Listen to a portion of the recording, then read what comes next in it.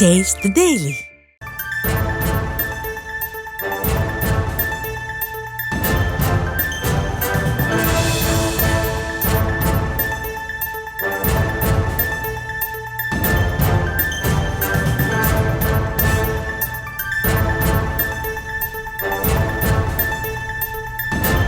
அண்மை செய்தியாக பார்த்து வருகிறோம்.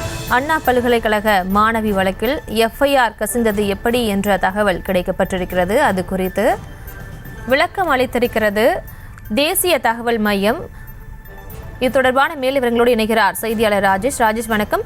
எப்படி எஃப்ஐஆர் கசிந்ததாக தேசிய தகவல் மையம் விளக்கம் அளித்திருக்கிறது? தொடர்பான விவரங்களை வழங்கலாம்.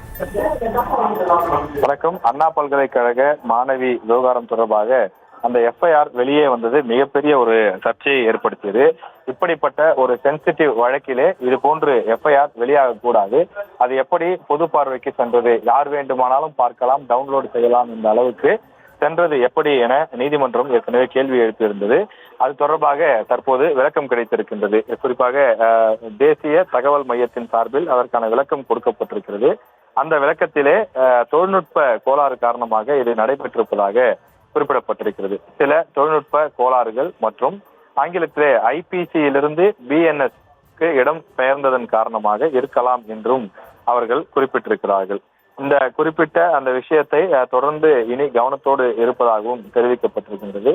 பல்வேறு முக்கிய பிரிவுகளுக்கு அந்த எதிராக அந்த வியூ எஃப்ஐஆர் பக்கத்தில் உள்ள அனைத்து சாத்தியக்கூறுகளையும் முழுமையாக சரிபார்க்குமாறும் தெரிவிக்கப்பட்டுள்ளது. இந்த எஃப்ஐஆர் விவகாரம் பெரும் சர்ச்சையை ஏற்படுத்தியிருந்த நிலையிலே இது வெளியானது எப்படி என்ற ஒரு விளக்கம் தற்போது வெளியாகி இருக்கின்றது. இது முழுக்க முழுக்க தொழில்நுட்ப கோளாறு தான் காரணம் என்றும் அது உடனடியாக சரி செய்யப்பட்டதாகவும் அதிகாரிகள் விளக்கம் கொடுத்துள்ளனர். விவரங்களுக்கு நன்றி ராஜேஷ்.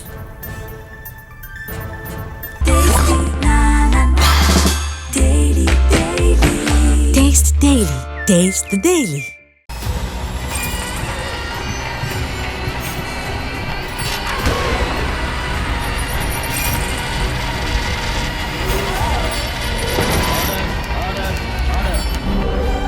நிகழ்தகவு குற்றங்களின் மறுபரிமாணம் நாள்தோறும் இரவு 10 மணிக்கு இணைந்திருங்கள் நமது நியூஸ் தமிழ் தொலைக்காட்சியோடு.